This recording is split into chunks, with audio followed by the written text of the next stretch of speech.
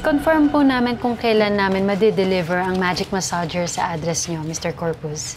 Okay, thank you!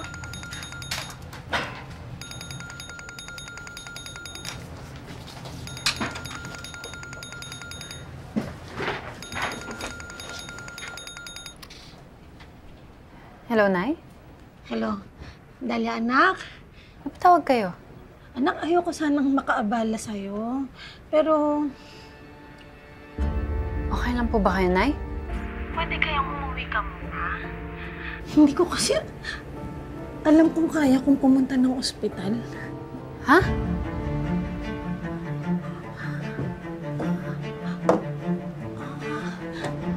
Kamusta si Nanay?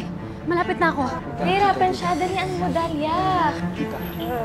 Sige, malapit na ako. Ito na ako, ha? Tita, mahiga po muna kayo. Mahiga po muna kayo. Oo. Ha? Relax ka na, tita. Nay! Nay!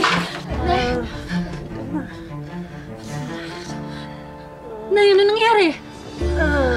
Uy, ano nangyari? Tumawag namin ng ambulansya.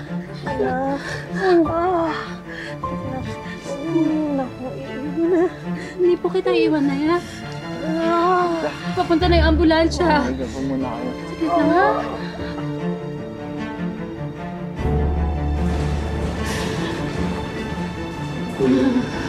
Kumain ka.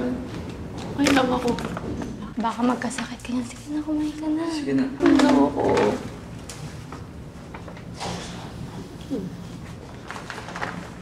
B!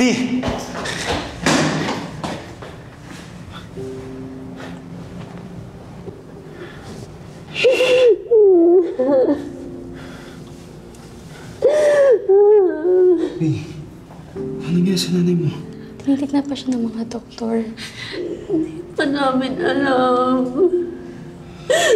Ano ba ito nangyayari? Kailangan mo maging matatag, okay? Ha? Para kay nanay.